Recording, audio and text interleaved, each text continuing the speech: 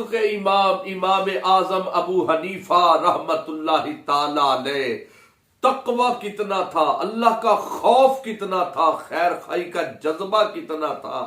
سنو جس امام کی ہم تقلید کرتے ہیں اس کا کریکٹر کیسا تھا۔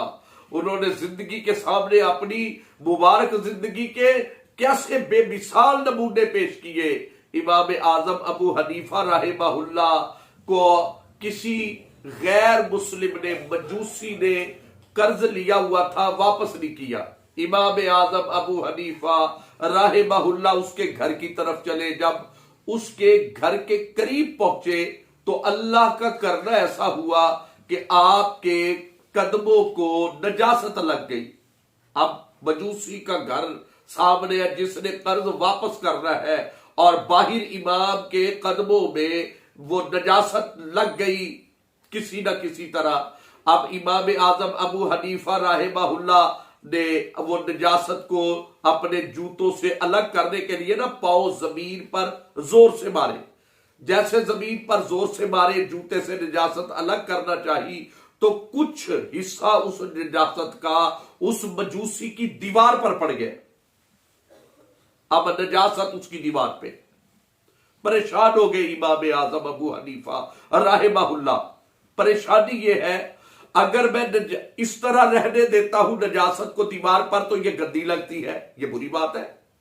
اگر میں نجاست کو اتاروں گا تو ہو سکتا ہے کہ اس مکان کے مالک کی دیوار کی مٹی نیچے گرے گی، اور میری وجہ سے جب اس کی دیوار کی مٹی نیچے گرے گی تو یہ بھی ایک اچھا عمل نہیں ہے۔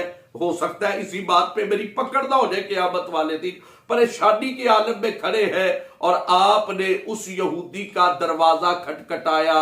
ایک عورت خاتون باہر آئی، کون ہے؟ فرمایا امام اعظم ابو حنیفہ رحمہ اللہ نے تعارف کروایا اپنا، فلاں، ہاں میں اس وقت آپ کے دروازے پہ ہوں۔ وہ عورت اندر گئی، جو مجوسی تھا اسے بتایا کہ جس کے آپ نے پیسے دینے ہیں وہ بزرگ باہر آئے ہیں۔ مجوسی خوف میں باہر آیا کہ مجھ سے اب سختی سے مطالبہ ہوگا پیسوں کا، تو اس نے آتے ہی شروع کر دیا، حضرت کچھ دن ٹھہر جائے، مہربانی کرے، میں جلدی واپس کر دوں گا، بس ایسے چند دنوں کی بات۔ امام اعظم فرماؤ بھائی میری تو بات سنو، اور یار تو میری تو پریشانی سن۔ اب وہ توجہ سے آپ کی طرف متوجہ ہوا۔ جی حضور، فرمایا تو پیسے کو لے کے بیٹھا، میں تو اس سے بڑے مسئلے میں پریشان ہوں۔ کیا مسئلہ؟ سارا معاملہ بیان کیا کہ نجاست میری وجہ سے تیری دیوار پر لگ گئی ہے، اب پریشانی یہ ہے کہ میں اسے صاف کیسے کروں؟ ایسے رہنے دوں تو یہ بھی غلط ہے، اگر میں صفائی کرتا ہوں تو دیوار کی مٹی نیچے گرے گی، کہیں وہ تیری حق تلفی نہ ہو جائے۔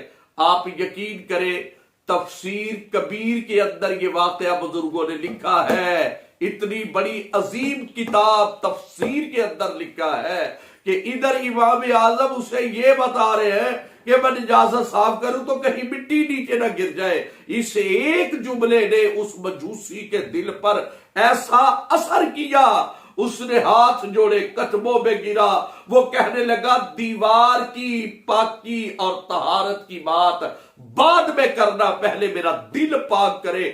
اتنا اعلیٰ اسلام، اتنا اچھا نظام مصطفیٰ، اتنا اچھا تقوی طہارت والا نظام، اور میں اس سے دور رہوں۔ مجھے بھی آپ اپنے نبی صلی اللہ علیہ وسلم کا کلمہ پڑھائے، مجھے مسلمان کرے، اور پھر اس کے بعد جو حکم ہوگا آپ نے اسے کلمہ بھی پڑھایا، مسلمان کیا، اور پھر اس پر شفقت و محبت کے رنگ نچھاور کیے۔ یہ ہے امام اعظم کا تقوی۔